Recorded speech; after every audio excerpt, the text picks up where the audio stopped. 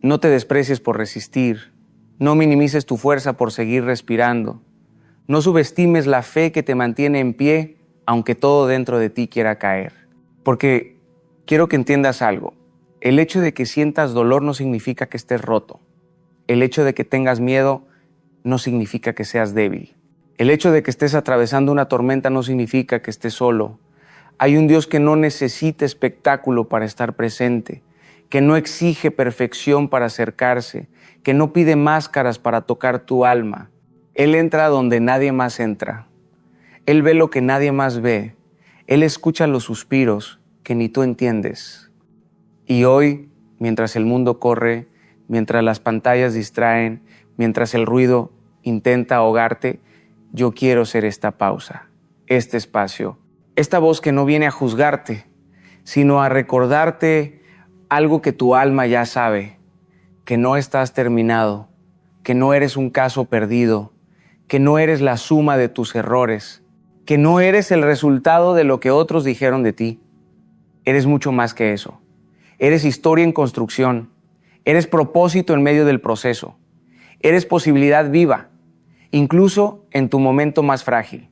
Así que si te has sentido agotado, si has perdido el rumbo, si tu corazón está cansado de esperar respuestas, quiero invitarte a quedarte. Quédate aquí. Quédate conmigo en esta conversación sagrada. Quédate no porque yo tenga todas las respuestas, sino porque tal vez entre estas palabras encuentres un eco de lo que Dios está susurrando dentro de ti. Un eco que dice, no todo está perdido, aún hay más, aún hay camino, aún hay redención. Y si te atreves a quedarte, tal vez descubras que en el fondo de tu caos hay una puerta que solo se abre desde adentro. Una puerta que no lleva a un lugar, sino a una revelación.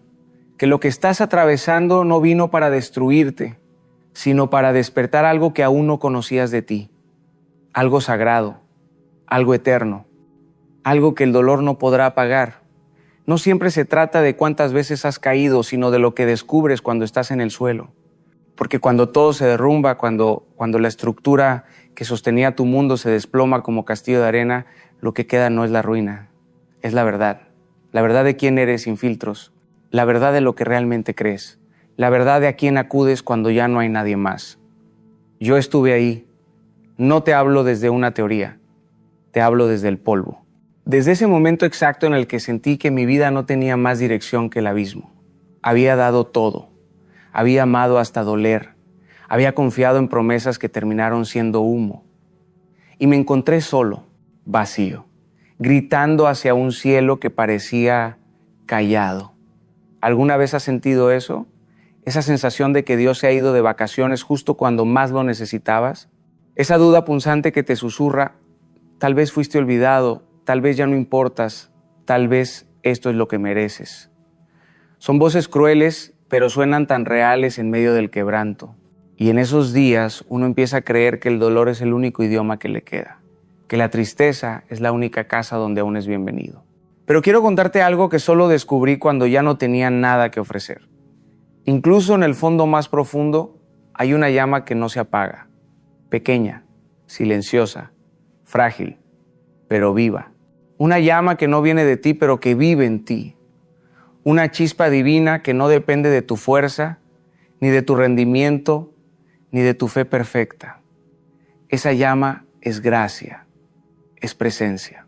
Es la señal de que Dios no se ha ido, de que aún en el silencio Él sigue respirando dentro de ti. Y fue en ese momento, sin fuerzas para pedir ayuda, sin fe para orar, sin lágrimas que llorar, que entendí, resistir no es aferrarse con rabia, es permanecer con esperanza. Es elegir seguir aunque no veas el camino. Es levantarte una vez más, aún sabiendo que podrías caer otra vez, porque hay algo más grande que tu dolor, algo más grande que tu fracaso, algo más grande que lo que has perdido. Y ese algo tiene nombre, ese algo tiene ojos que te miran con ternura. Ese algo no es una fuerza impersonal ni una energía cósmica. Ese algo es alguien. Alguien que se acerca sin hacer ruido, que no interrumpe pero no se va, que no te exige pero no te suelta. Ese alguien es Jesús. Y cuando todo se derrumbó, Él no vino a reconstruir mis ruinas como estaban antes. Vino a hacer algo nuevo. Vino a mostrarme que el fondo no era un final, sino el inicio de otra historia. Una historia donde no soy el autor, pero sí el protagonista. Y quizás tú hoy estés en ese mismo lugar. Quizás el piso se abrió bajo tus pies y estás cayendo. Quizás lo que planeaste se desmoronó, lo que soñaste se quebró, lo que amaste se fue. Pero déjame decirte, ese dolor no será en vano. Esa pérdida no será el punto final. Esa caída no será tu identidad. Si decides quedarte un poco más, si decides respirar una vez más, si decides abrirte, aunque sea solo un poco, a la posibilidad de que Dios aún escribe historias con vidas hechas pedazos, entonces estás listo para ver lo que viene. Porque después del polvo viene el soplo. Después del silencio viene la voz. Después del dolor viene la gloria. Hay momentos en los que ya no tienes oraciones, palabras ya dichas 1000 veces que se han desgastado en la espera. Momentos donde ya no sabes qué pedir porque todo lo que pediste no llegó. Te quedas ahí mirando al cielo sin saber si alguien escucha, si alguien sigue ahí, si todo esto no fue una ilusión hermosa pero inútil. Te lo digo sin vergüenza. Yo también dudé. Yo también me senté frente al abismo con el alma temblando. Y entre todas mis preguntas, hubo una que se quedó colgando en el aire como un eco sin respuesta. ¿Dónde estás, Dios? Pero aprendí que hay una fe que no se grita, una fe que no se celebra con manos levantadas ni se publica con versículos bonitos. Es una fe silenciosa, casi invisible. Es esa fe que decide no abandonar, que se aferra aunque ya no siente, que camina aunque no ve, que respira aunque le duele cada suspiro. Esa es la fe que transforma, esa es la fe que mueve el corazón de Dios, porque hay algo que el cielo reconoce con una ternura única, cuando un corazón herido aún decide confiar, no desde la certeza, sino desde la rendición, cuando no entiendes nada, pero eliges quedarte, cuando no sientes nada, pero no te alejas, cuando todo a tu alrededor grita que no vale la pena, pero en lo más íntimo de tu alma algo dice, solo un poco más, solo un poco más. Y entonces ocurre lo que no puede explicarse con palabras. La fe empieza a volverse carne. No es magia, es transformación. No es que todo mejore de repente, es que algo dentro de ti cambia. Tu perspectiva se ensancha. Tus preguntas ya no te destruyen, ahora te empujan. Tus heridas ya no te detienen, ahora te enseñan. Lo que antes veías como castigo, ahora entiendes como formación. Lo que antes interpretaste como abandono, ahora reconoces como proceso. Y ahí, justo ahí, comienza a revelarse el verdadero rostro de Dios. No el que te enseñaron como caricatura religiosa, no el que se esconde detrás de reglas y ritos sin vida. No. Se revela el Dios que te abraza sin condiciones, el que no espera que cambies para amarte, el que no se asusta de tu caos, de tu rabia, de tu confusión, el que no necesita explicaciones para quedarse, el Dios que entra en tu historia y no para juzgarte, sino para redimirte desde adentro. Ese es el Dios que sostiene cuando ya no puedes sostenerte, el que restaura lo que parecía irrecuperable, el que te recuerda que tu identidad no es tu caída, sino tu redención, que tu valor no está en lo que logras, sino en quién te creó, que tu propósito no depende de tu fuerza, sino de su presencia en ti. Y cuando esa verdad empieza a resonar dentro de ti, todo cambia. No afuera, no aún, pero sí dentro. Comienzas a caminar distinto. No porque sepas a dónde vas, sino porque sabes con quién caminas. Y esa es la diferencia entre sobrevivir y vivir, entre existir y trascender. Porque no necesitas ver todo el mapa si conoces al que traza el camino. No necesitas tener todo resuelto si has aprendido a confiar en la voz que te guía paso a paso. Así que no te preocupes si aún estás roto. No temas si todavía no sabes orar. No huyas si tu fe se siente débil, porque es justo ahí donde el cielo trabaja con más ternura, donde Dios no exige, sino sostiene, donde no te pide que seas fuerte, solo que no te vayas. Quédate, respira, espera, porque si te mantienes en la rendición, verás lo que nunca podrías haber imaginado. Es aquí donde comienza el misterio más hermoso y al mismo tiempo más desconcertante del reino de Dios. Porque lo que Jesús proclamó en ese monte, frente a gente herida, frente a pescadores sin teología, frente a corazones cansados como el tuyo y el mío, no fueron simples frases espirituales ni aforismos religiosos. No. Lo que Él declaró fueron llaves, puertas, códigos vivos que abren dimensiones de existencia que el mundo no conoce.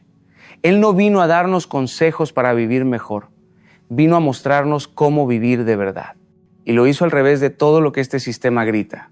Por eso sus palabras sacuden, ofenden, rompen y también sanan. Bienaventurados los pobres en espíritu, dijo. ¿Cómo puede ser eso una buena noticia? ¿Qué belleza hay en reconocer que estás vacío, que no puedes solo, que te falta, que no llegas?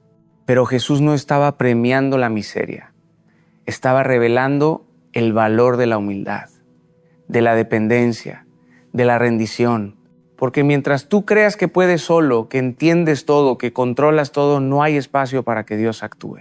Pero cuando te declaras pobre en espíritu, cuando dices yo no puedo más, ahí el reino se manifiesta. No como premio, sino como herencia. El reino no es para los fuertes, es para los rendidos, para los que han dejado de luchar contra Dios y han empezado a entregarse a su abrazo. Bienaventurados los que lloran. ¿Cómo puede el llanto ser señal de bendición? Porque hay llantos que limpian el alma. Hay lágrimas que riegan semillas invisibles. Llorar no es señal de debilidad, es lenguaje del alma. Jesús lloró por la ciudad que no entendía, lloró por el amigo muerto, lloró por el dolor del mundo. Y si Él, siendo la imagen del Padre, se permitió llorar, ¿por qué tú no? Hay consuelo que solo llega después del llanto, no antes, no en lugar del llanto, después. El consuelo de Dios no es un anestésico, es presencia. Es ese abrazo que no necesitas explicar. Es esa paz que no viene porque todo se arregló, sino porque sabes que no estás solo. Bienaventurados los mansos. Y aquí el mundo nos grita lo contrario. Nos dice que hay que imponerse, defenderse, gritar más fuerte, nunca mostrar debilidad. Pero la mansedumbre no es pasividad, es poder bajo control. Es el fuego que no destruye. Es el silencio que no se rinde. Ser manso es tener la fuerza de responder con paz a la violencia. Es elegir no devolver golpe por golpe. Es actuar con la certeza de que Dios pelea por ti. Y a esos no a los agresivos, no a los prepotentes, no a los arrogantes, a esos mansos, les será entregada la tierra. No solo un territorio físico, sino la plenitud del reino. Porque el que es manso hereda lo que el violento destruye. Bienaventurados los que tienen hambre y sed de justicia. No hambre de venganza, no sed de revancha, justicia. Esa palabra que implica lo correcto, lo recto, lo compasivo. Aquellos que no solo buscan que su vida esté bien, sino que el mundo sea restaurado. Aquellos que sufren por el sufrimiento ajeno. Aquellos que no pueden quedarse quietos mientras otros son pisoteados. Esos son los que serán saciados. No porque ganen cada batalla, sino porque verán la justicia de Dios brotar en lugares imposibles. Porque donde el corazón clama por lo justo, el cielo responde con lo eterno. Bienaventurados los misericordiosos. Porque hay una clase de amor que no espera cambio, que no exige condición, que no calcula méritos. Es el amor que se da como un río, que fluye sin reservas. Ser misericordioso no es solo sentir lástima, es actuar con compasión. Es perdonar cuando tienes razones para odiar. Es extender gracia cuando sería justo castigar. Y a esos que se parecen al Padre, les será devuelta misericordia, no como moneda de cambio, sino como consecuencia natural. Porque quien da desde el amor, inevitablemente recibe desde la fuente. Bienaventurados los de corazón puro. En un mundo lleno de dobleces, de apariencias, de intenciones escondidas, la pureza es una revolución. No se trata de moralismo ni de perfección. Se trata de sinceridad, de tener el alma alineada, de no vivir dividido, de no decir una cosa y sentir otra, de no usar a Dios como excusa para tu ego. El corazón puro no ve a Dios porque sea mejor que los demás, sino porque no tiene velos que le impidan ver. Y ver a Dios no es solo una promesa del más allá, es una experiencia del ahora. Es caminar y saber que Él está, que Él habla, que Él habita en ti. Bienaventurados los pacificadores, no los pacíficos, no los que evitan el conflicto a toda costa. Pacificadores, los que entran en medio del fuego para construir puentes, los que perdonan antes que los demás pidan perdón, los que rompen el ciclo de odio con actos de ternura, los que se exponen a ser malinterpretados, traicionados, rechazados, con tal de sembrar paz. Y a esos, dice Jesús, se les llamará hijos de Dios. Porque eso es exactamente lo que hace el Padre, reconcilia. No divide, une, no impone, abraza, y todo aquel que pacifica revela la genética divina. Bienaventurados los perseguidos por causa de la justicia, porque si decides vivir así con pureza, con mansedumbre, con hambre de justicia, habrá quienes no lo soporten. Serás malinterpretado, rechazado, ridiculizado, incluso herido.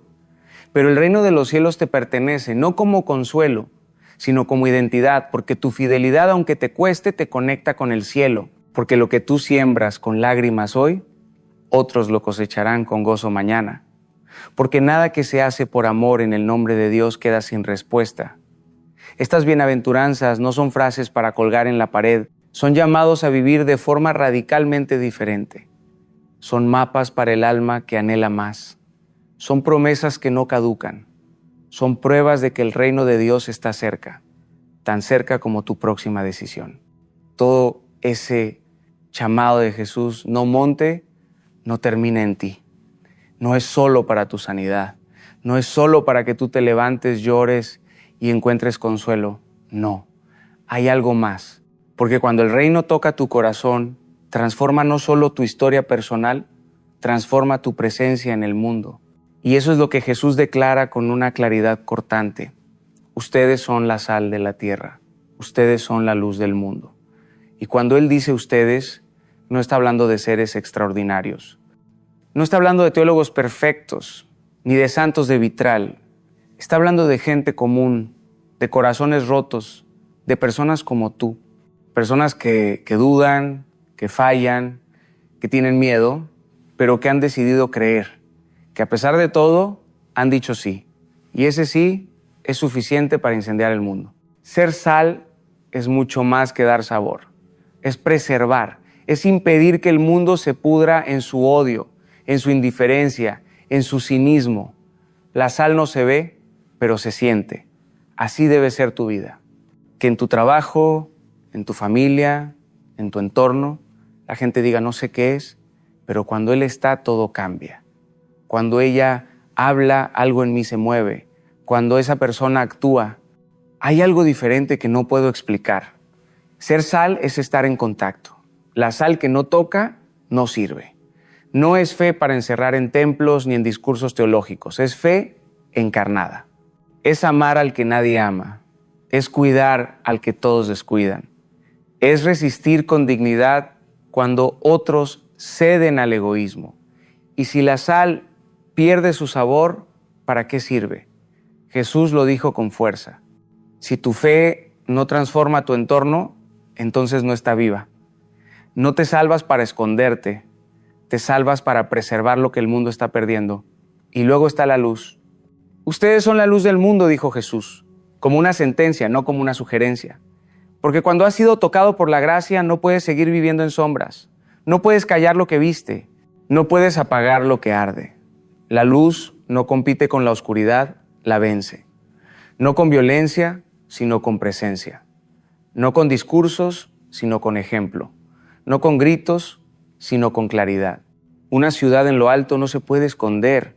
Una lámpara no se enciende para ponerla debajo de la mesa. ¿Cuántas veces tú mismo te has escondido?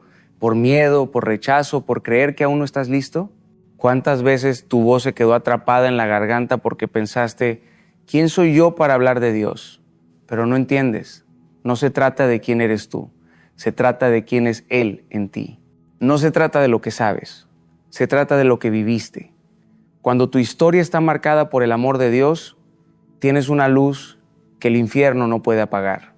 Y si esa luz brilla, aunque sea tenue, aunque sea tambaleante, entonces ya está haciendo lo que fue creada para hacer, guiar. No necesita ser perfecto, solo necesita ser real. Porque la luz verdadera no encandila, guía, no humilla, revela, no destruye, transforma. Y sí, vivir como sal y luz es incómodo, porque implica nadar contracorriente, implica decir no cuando todos dicen sí, implica amar al que no merece, implica ser fiel cuando nadie está mirando, implica vivir con propósito en un mundo que se burla del propósito. Pero también es la vida más libre que existe, porque no hay libertad más grande que saber quién eres, a quién perteneces y por qué estás aquí. Así que si alguna vez pensaste que tu vida no tenía peso, que tu voz no contaba, que tu historia era demasiado rota para tener impacto, escucha esto. Tu vida puede ser una señal del cielo en la tierra. Tu existencia puede ser el eco de una promesa cumplida. Tú puedes ser sal, tú puedes ser luz, no por lo que haces, sino por lo que permites que Dios haga a través de ti. Y entonces, después de todo lo dicho, Jesús mira a los suyos y a ti también, si hoy puedes escucharlo, y lanza una frase que lo cambia todo. No piensen que he venido para abolir la ley o los profetas. No he venido para abolir, sino para cumplir. Y ahí el aire se detuvo, porque todos esperaban algo nuevo, algo que rompiera con lo anterior. Pero Jesús no vino a destruir lo viejo, vino a revelar su verdadero rostro. Vino a mostrar que la ley no era una prisión, sino un espejo. Que los mandamientos no eran una carga, sino un mapa que apunta al corazón de Dios. El problema nunca fue la ley, el problema fue lo que hicimos con ella. La convertimos en reglas frías, en doctrinas sin alma, en exigencias para medir quién era más santo. Usamos la ley como un látigo para castigar a otros, no como una lámpara para vernos por dentro. Pero Jesús vino a restaurar el sentido original, a decirnos, esto nunca fue una lista para cumplir por miedo. Esto siempre fue un camino para caminar con amor. Y es que cumplir la ley no es repetirla, es encarnarla, es vivirla desde adentro, no porque tengamos miedo de Dios, sino porque estamos enamorados de Él. Cuando estás enamorado no haces lo correcto porque te obligan, lo haces porque tu alma lo desea. No obedeces para ganar algo, obedeces porque sabes que ya lo tienes todo, y eso es lo que Jesús vino a enseñarnos. No se trata de cumplir desde la rigidez, se trata de cumplir desde el fuego, desde el Espíritu, desde la vida. Jesús vivió cada mandamiento no como un robot religioso, sino como un hijo rendido. Cada acto suyo era un latido del Padre, cada palabra una revelación de su carácter. Él no solo enseñó amor, Él amó. No solo habló de justicia, la practicó. No solo predicó perdón, lo entregó desde la cruz. Y eso es lo que significa cumplir. No memorizar versos, no recitar normas, sino encarnar el espíritu que las inspira. El espíritu que dice, ama al Señor tu Dios con todo tu corazón. Ama a tu prójimo como a ti mismo. Toda la ley está ahí.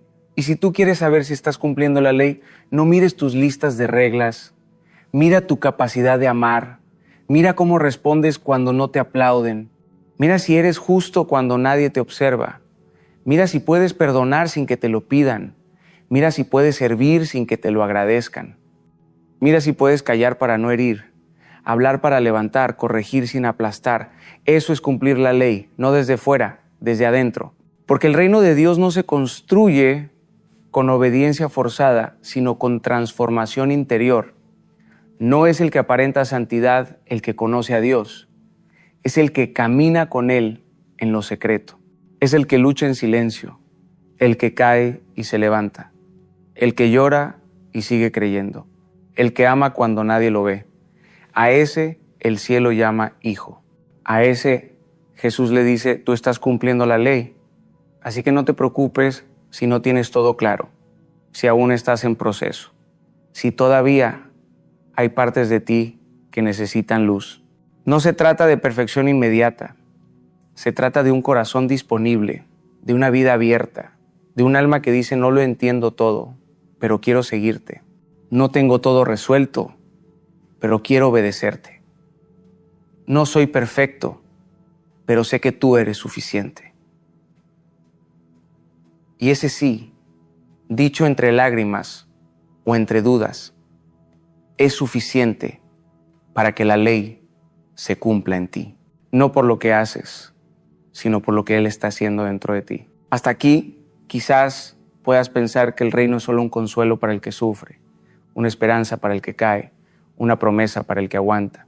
Pero Jesús no se detiene ahí. Él va más profundo. Él entra en el territorio donde casi nadie quiere que Dios entre. Las intenciones, los pensamientos, los impulsos secretos. El territorio donde fingimos estar bien, pero sabemos que no lo estamos. El lugar donde maquillamos el alma, donde racionalizamos lo inconfesable. Y ahí, justo ahí, Jesús clava su mirada y dice: oísteis que fue dicho, pero yo os digo. Porque el reino no se trata solo de lo que haces, sino de por qué lo haces.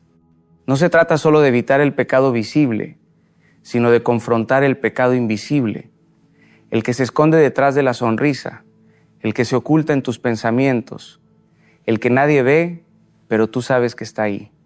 Jesús habló de la ira no como algo pasajero, sino como una raíz de muerte, porque la ira que no se sana se convierte en desprecio, y el desprecio es una forma silenciosa de homicidio. Puedes no levantar la mano contra nadie, pero si en tu corazón matas con tus palabras, si deseas la ruina del otro, si juzgas sin compasión, entonces ya sembraste muerte. El reino no mide solo lo externo, pesa el alma. Y por eso, antes de ofrecer tu adoración, Jesús te dice: ve y reconcíliate. No importa cuánto cantes si tu corazón guarda veneno. No importa cuánto des si aún estás encadenado al rencor. El perdón no es una opción espiritual, es un camino de libertad. Y luego habla del adulterio, no solo del físico, sino del que ocurre en la mente. Porque el pecado no empieza en el acto, empieza en el deseo no confrontado, en la fantasía repetida, en la mirada que no se aparta, en la conversación que sabes que no deberías tener, en el escape que justifica lo que sabes que está mal. Jesús no viene a condenarte por eso, pero tampoco lo minimiza. Él dice: corta con lo que te hace caer. Si hay algo que te arrastra, aléjate. Si hay algo que apaga tu fuego por Dios, elimínalo. Si hay algo que seduce tu carne mientras adormece tu espíritu, enfréntalo.